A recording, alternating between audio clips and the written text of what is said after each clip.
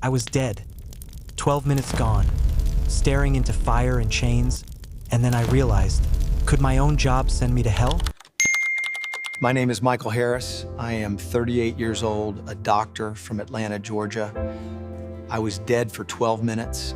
I had devoted my life to saving others, but I never realized how close my ambition had brought me to a place no one should ever see. I remember the smell of coffee burning as I rushed down the ER hallway at Grady Memorial Hospital in Atlanta.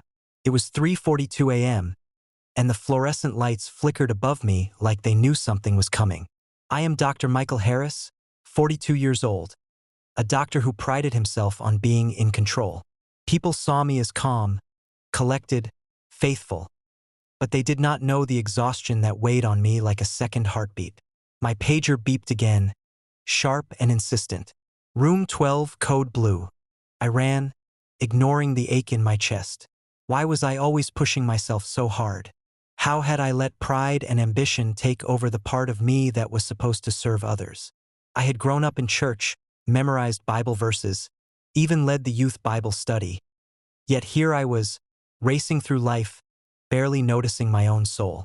The hallway was quiet except for the distant hum of monitors and the muted coughs of night shift nurses. I glanced at the clock. How had it already been 3 hours since my last meal? I tried to sip my coffee, but it was cold.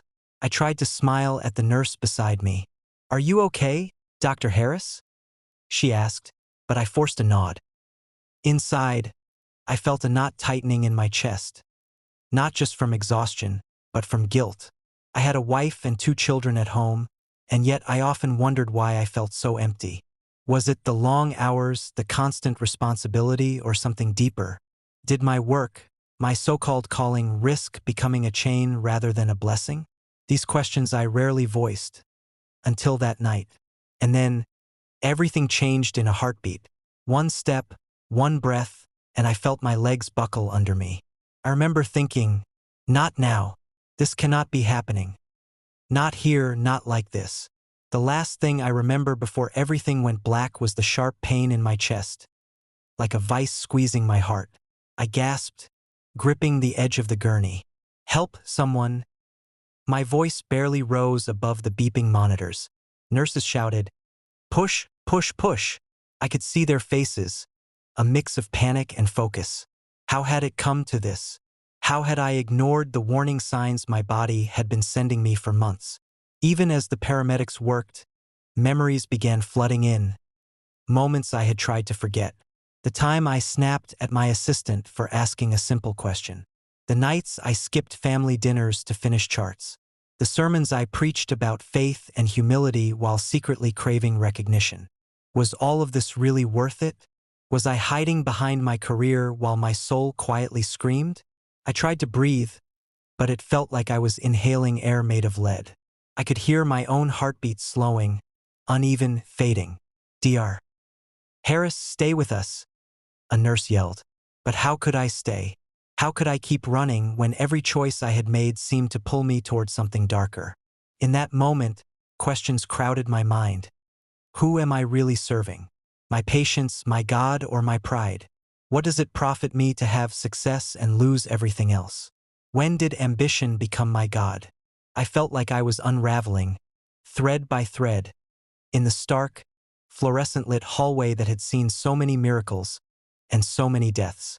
I remember glancing at a clock on the wall. How much time had I wasted chasing approval instead of living faithfully? The beeping machines seemed to echo my heartbeat, or the lack of it. Why had I let this happen? How had I grown so blind to my own soul? Even as I floated between fear and disbelief, I noticed something strange, small details I had never seen before. The soft hum of the hospital fridge, the way a single drop of water ran down a window pane, the whispered prayers of nurses who thought no one could hear. Was this real? Or was it something else calling me? And then, as I felt the last thread of life slipping, a thought rose sharp and clear in my mind. If your job, your ambition, your pride could send you to hell, would you even notice until it was too late? Pause for a moment. Think about that. I want you to type in the comments right now, would I notice? Because that question haunted me in the seconds before everything changed. and it will haunt you if you do not look inside your own heart. I closed my eyes, waiting, terrified, but also strangely aware. Something bigger than life itself was coming. Something I could not yet see, but would never forget. The pain hit me all at once. A crushing, fiery weight in my chest that made it impossible to breathe. My vision blurred, the fluorescent lights above melting into streaks of white. I stumbled, clutching the gurney for balance, my hands trembling. I cannot breathe, I gasped, the words barely leaving my lips. Nurses shouted instructions I could barely hear over the roaring in my ears. Call a code, start compressions, and then darkness. First it was silence. No sound, no heartbeat, nothing but an eerie emptiness that stretched infinitely. I was aware of my body lying still on the hospital floor, but my mind, my consciousness, it was moving elsewhere. Floating, weightless, detached. How was I here? How could I feel so alive, yet so gone? Then it hit me. Every choice I had made in life, every prideful moment, every selfish thought, every hidden anger, every compromise I had justified in the name of success. They all flashed before me like a film I could not turn off. Faces of patients I had ignored in my hurry, colleagues I had belittled, my wife and children I had taken for granted.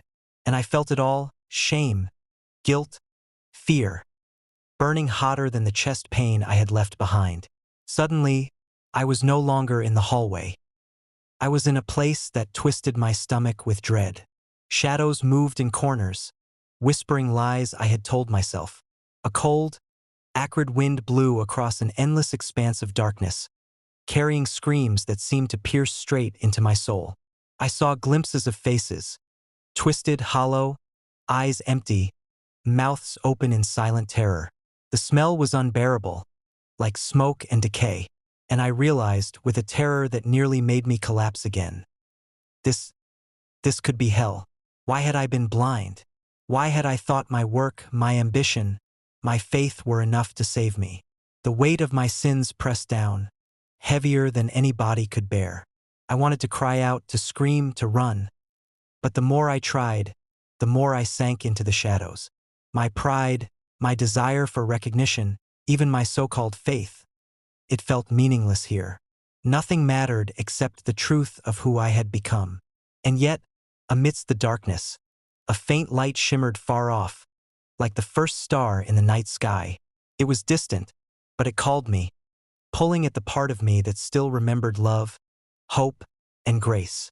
Could it be a way out? I did not understand it, and fear warred with longing. Could I truly be saved? I felt my body on the gurney again, hands pressing against my chest, machines beeping desperately. Stay with us, Dr. Harris. Come back, the voices called. But I was caught between two worlds, the shadow of judgment and the pull of a light I could barely imagine. I was terrified. I was desperate. And then I heard it. A voice, clear, calm, gentle, and yet powerful. It called my name, Michael. The sound was like nothing I had ever experienced. Not a human voice, not the sound of machines or footsteps, something beyond comprehension. It carried warmth, authority, love, and judgment all at once. I wanted to reach for it, but I was frozen. Was this real? Was this my mind imagining comfort in the worst moment of my life? Or was this something divine? And then the darkness shifted. I glimpsed shapes of fire and shadow retreating, replaced by flickers of light that pulsed with an almost musical rhythm. The air changed. It was no longer acrid and suffocating. A strange calm settled in, like a lullaby to a frightened child. But even then, I knew I was not safe. I was on the edge, suspended between what I had earned and what I had been offered. I remembered scripture, fragments of verses I had often quoted but never fully understood. For what does it profit a man to gain the whole world and forfeit his soul? Mark 8 verse 36. The truth hit me harder than any physical pain. My work, my ambition, my prestige, they meant nothing if my soul was lost. The shadows whispered, "You are too late. You cannot escape." and my own heart agreed, until the voice came again, steady, unwavering. Michael, it is not too late. The contrast was unbearable. The shadows of hell on one side, the whisper of mercy on the other. Every fiber of my being screamed with terror and hope at the same time. Could a single life so full of mistakes be redeemed? Was I worthy? And then, in that silence, I realized I had a choice, not just for my life, but for my soul. I cannot explain how long I floated there. Time lost meaning. Every heartbeat I had left was a chance to surrender, to admit my failings, to embrace humility. My ego, my pride, my lifelong obsession with success. It all seemed insignificant compared to the reality of eternity. And in that moment, I whispered the only words I could think of. I am sorry. I am ready. I surrender. And then, in the silence, I heard the voice call my name again. Michael, look. I felt drawn toward a light far brighter than anything on earth. Yet a shadow still clung to me. Around me, the darkness of hell stretched endlessly, but now it had shape, sound, purpose. Faces appeared. Doctors, lawyers, business executives, teachers, factory workers. All people who had worked tirelessly, achieved success, but at the cost of their souls. They were trapped in shadows that whispered endlessly. The shadows were closing in around me, thick and suffocating. I stumbled forward through the black smoke, my chest burning from fear and guilt. Flames licked the edges of the darkness, but they did not burn. They pressed against my soul. I could hear whispers, faint at first, then growing louder. You thought your work made you righteous, but your pride has chained you here. I gasped. What do you mean? My voice sounded small, fragile, even to my own ears. I had devoted my life to medicine. I saved lives, comforted families, worked nights when others slept. How could that be wrong? Why did it feel like I was being punished? The shadows shifted, and suddenly I was not alone. Figures appeared. Lawyers in suits, firefighters with soot on their faces, police officers with worn badges, teachers carrying books. Each one was trapped in chains of shadow, walking endlessly down a tunnel of fire. I could see their faces contorted in regret and fear. My mind screamed, but they helped people. They saved lives. They taught. They protected. A voice, calm yet undeniable, filled the tunnel. Michael, watch and learn. Look closely. I looked again. These people had done good work, yes, but their chains were not for the service they gave. They were for the hearts they had hardened, the pride they had allowed to grow, the love they had neglected. The lawyer who fought for recognition rather than justice. The firefighter who chased glory instead of humility. The teacher who sought promotions over students. The police officer who valued control over mercy. Their work had helped humanity, but their hearts had strayed. Their ambition, their ego, their pride had become masters over them. I swallowed hard. My chest ached as the realization hit me. My career, my ambition, my pride. My long nights at the hospital, my constant need to be seen as a great doctor, had almost done the same to me. I had loved my work more than my family. I had chased recognition, approval, and achievement more than obedience and humility. I had ignored quiet nudges from God in prayer and reflection. The voice spoke again, gentler now, but piercing my heart. Michael, you have almost joined them. Your devotion to work became an idol. The hours you spent chasing success instead of loving, the praise you sought instead of serving. This could have bound your soul in the same chains you see now. I trembled. How can work be wrong when I was saving lives? I whispered, almost sobbing. It is not the work itself, the voice explained. It is the heart behind the work. Your job, your career, your ambition. When it becomes your master, it steals from your soul. Pride, greed, selfishness, these are the chains. You thought you were helping humankind, but when your heart strays from me, no earthly success can save you. I wanted to ask more questions, and I did. Why did I almost end up here? When did it happen? How did I not see it? What could have saved me? The light grew warmer, filling the shadows with clarity. You almost fell because you were blind to your own heart. You were so focused on saving others, being seen as great, achieving perfection in your career, that you forgot your soul. It was slipping away while you chased recognition. It is not too late, Michael, because you chose to surrender when you did. Humility can save a soul, even in the final moments. Serve, but do not idolize. Work, but do not worship. Love first, always. The tunnel of fire faded slightly. I could see the chains loosening, shadows retreating. The other professionals were still there, still in danger, but I understood now. Their punishment was not for the good they had done. It was for the heart behind their deeds, the pride that contaminated service. I shivered, tears running down my face. I understand now, I whispered. It is the heart that matters, not the work itself. Yes, the voice replied. You have seen what many do not. Every job can be a path to hell if it replaces me in your heart. Every career can become a master that blinds the soul. You have been shown mercy, Michael. Now return and live humbly. Teach others to see the danger before it is too late. A warmth wrapped around me, stronger than any earthly comfort. The fire, the shadows, the chains, they were still visible, but their power over me was gone. I felt light, relief, and clarity flooding every corner of my being. I knew I had been given a second chance to live differently, love more deeply, and serve with humility. And then the pull began, the gentle, irresistible force back to my body. I opened my eyes to the sterile lights of the hospital, monitors beeping frantically, nurses shouting my name. I had been gone, but now I was alive, and I knew my life would never be the same. I felt the warmth of the light fading as my consciousness was pulled back into my body. A sudden jolt, a shock of pain, hit my chest as if I had just been thrown back into reality. My lungs burned. My hands trembled uncontrollably. The sterile smell of the hospital flooded my senses. Machines were beeping rapidly, and the voices around me were frantic. Come on, doctor. Stay with us? A nurse yelled, pressing on my chest. I wanted to open my eyes, but everything felt heavy, as if my body belonged to someone else. The sound of the ventilator, the rhythmic beeping of the monitors, even the distant footsteps of rushing doctors. All of it was deafening and foreign at the same time. I felt disoriented, suspended between the terror I had just seen and the physical reality I had returned to. I tried to speak. I'm here.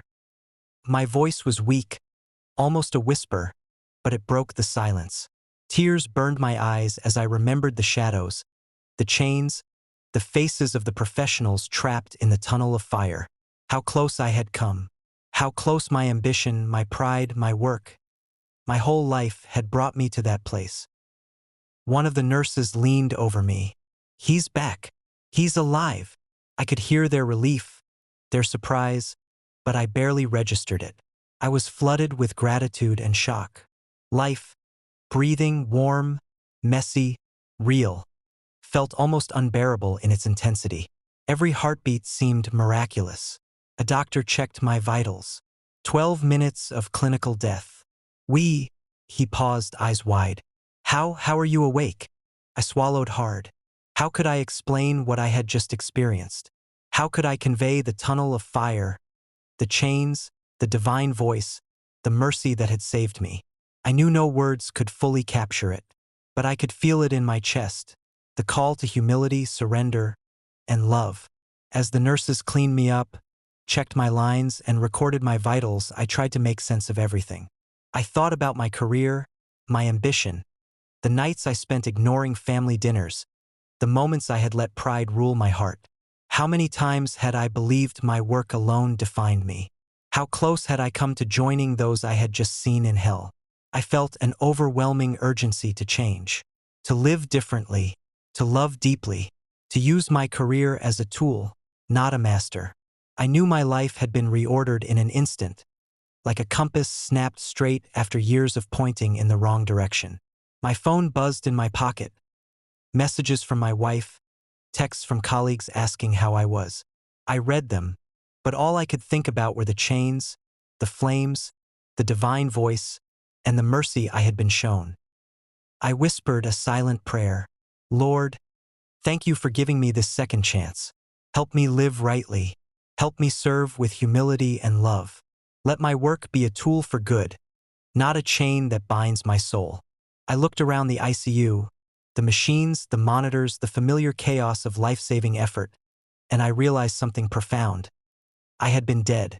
I had seen what lay beyond, felt the terror of what pride and ambition can bring, and been returned with a purpose. Every sound, every touch, every breath now carried weight. I had been given a rare gift, life, mercy, and understanding, and I would not waste it. My heart beat slowly, steadily, a reminder that I had truly returned, and that everything I had experienced demanded change. When I finally left the ICU, the world felt different. The streets of Atlanta were the same. The neon glow of streetlights, the honking of cars, the hum of the city at night. But everything I saw now carried weight and meaning. I noticed details I had always ignored. The tired smile of a cashier, the small gestures of kindness among strangers, the laughter of children in the park. Life was vibrant, fragile, and sacred. The first thing I did was go home. My wife met me at the door, eyes wide with disbelief and relief. Michael, I heard. The hospital, they said. She could not finish her sentence, but I understood. I held her, feeling tears streaming down both our faces. I thought about my children, the countless times I had put work above them. I whispered, I am going to change. I will never put my pride above our family again. The change was immediate but not easy. I began to reorganize my life. I cut back night shifts. I refused to let ambition dictate my hours. I spent evenings helping my children with homework, listening to my wife, laughing, praying together.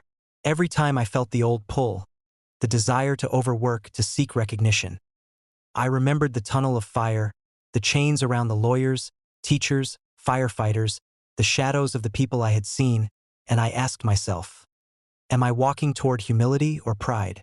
But I knew this was not enough. I had to share my story, to warn others before it was too late. I began speaking at church, telling my testimony during Sunday services and Bible studies. At first, it was terrifying to be so vulnerable, to admit that my career, my ambition, and my pride had nearly damned my soul. But the response was immediate. People came forward, asking how they could avoid the same trap. Doctors, nurses, teachers, even business people came to me, confessing how they had allowed ambition and ego to rule their hearts. I also began sharing my story online. Short videos, live streams, and emails to community groups. Each time I recounted the NDE, the tunnel of fire, the chained professionals, the voice calling me to humility, I felt the urgency all over again. I remembered the divine message. Every job, every career can be a master. Serve, but do not worship. Love, and do not idolize. One day, a young lawyer approached me after a church service. Dr. Harris, he said, voice shaking, I work all day and night. I have been chasing recognition. I thought I was doing good, but hearing your story, I see now how blind I've been. I nodded, tears welling in my eyes. This was why I was sent back. I also reconciled with colleagues I had wronged, apologized to my family for the hours I had stolen, and began mentoring younger professionals about balance, humility, and service. Each day became a test. Would I choose humility or slip back into the comfort of pride? Every time I succeeded, I remembered the chains, the flames, the shadows, and the divine voice that gave me mercy. And then, I realized something remarkable. My testimony was not just about me. It was a warning, a lesson, a call to reflection for anyone who had ever allowed their career, ambition, or work to replace God, family, or love. Doctors, teachers, police officers, lawyers, firefighters, anyone. Anyone could be at risk if their hearts were not aligned with humility and service. I want you to take a moment and think about your life. Are you serving your heart, your family, your faith, or just chasing success? Are you being honest with yourself? Because the chains are real, the flames are real, and mercy is only given to those who turn back in time. If you know someone who has allowed pride or ambition to rule their work, share this story. Help them see what I saw. Help them choose humility before it is too late. Share it with 2 people today. Let them understand the danger and the mercy before it is gone. I live differently now. I laugh more, pray more, listen more. I work, yes, but I do not worship my work. I serve with love. I love my family fiercely. I honor God in every decision. And every day I wake up with gratitude, knowing I have been given a second chance. A chance that could have been taken by the chains of pride and ambition. This is why I was sent back. To live humbly, to love fully, and to warn others that even the noblest work can become a trap if the heart is not aligned with God. If your heart stopped tonight, would you be ready? I ask you this because I have seen the other side. I have felt the darkness, the chains, the weight of pride and ambition that can bind any soul. Doctors, lawyers, firefighters, teachers, anyone. I have been given mercy, and I know now how fragile life truly is. Your job, your career, your ambitions, they can become a master. They can blind you to what truly matters. Are you serving your soul, your family, your God? Or are you chasing recognition, success, and praise while your heart drifts away? Remember this. For what does it profit a man to gain the whole world and forfeit his soul? Mark 8 verse 36. I pray for you now. Lord, awaken every heart watching this right now. Help us see where pride, ambition, or work has blinded us. Give us humility, love, and the courage to return to you before it is too late. Type Amen if you believe in second chances. Tell me where you are watching from. Share this video with 2 people who need to understand that even noble work can become a trap if the heart is not aligned with God. Your life, your career, your ambitions, they are a gift. Do not let them become chains. Choose humility. Serve with love. Live with God at the center of every decision. Because I know now, the mercy is real, but it is given only once if we do not turn back in time.